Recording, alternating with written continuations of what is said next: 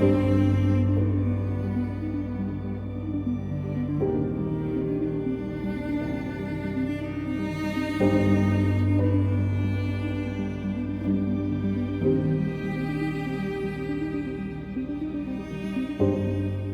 week we were talking about slavery, and we were talking about the things that enslave us.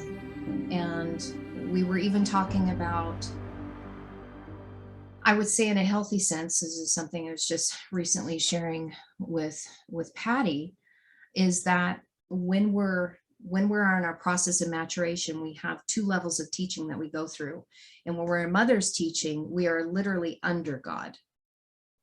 And so when you want to look at it as a bond servant or as a slave, but not in a derogatory sense, there's a rearing up and a training that has to take place when we're under God and when we are a servant of God. Does that make sense? Are you guys following what I'm saying? Because this is where we're learning moral values, integrity. We're learning how to orient ourselves correctly in this system of duality of separateness.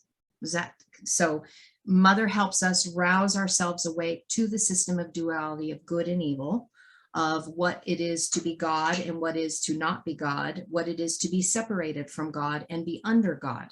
And that is part of the maturation process. And for most of us that had a Christian background of whatever form that is taken, whatever denomination it is, we know that very well. We know about being servants of God, because it was getting us to a level of maturation, and where most of us had peaked out at, and we got to the place where we were saying, there's got to be more. Do any of you relate to that? There's got to be more. Because I know I certainly did. When Ken and I started coming through the Hebrew Roots movement, and I know that Patty knows this well, and so does Regina, because we had experience with a gentleman named Matthew Nolan.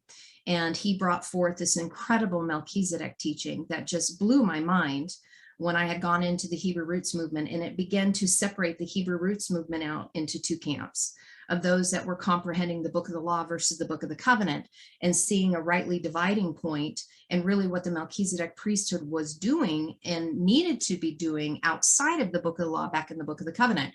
But once you got that foundational piece, which was still mother's teaching, it was still left with the question, what next? Like, okay, so now I have this comprehension, I have my orientation. What are the next steps? What does it look like for us to become Melchizedek? Because remember, it's not, if you're servants, if you are a servant under Melchizedek, then you are putting yourself under a high priesthood, when all along we are to be that priesthood. Priests and priestesses of the Melchizedek, which are kings and queens that have been given power in righteousness. So right rule, right reign, moral values, honor, integrity, that are those that have answers for those who are in hell, in Sheol, that are asking questions. You become the temple of reply, or the temple of answers, Bait Enoth Melchizedek.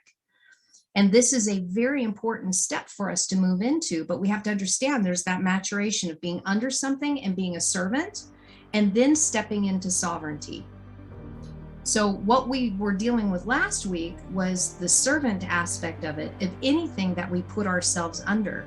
And some of that can become really strong bondage, especially in the material realm, or some of it can be in the maturation process of what we need to mature us, to grow us up, so that we can get into the intimate side of things and really step into our sovereignty as spiritual sovereigns, walking out this experience here.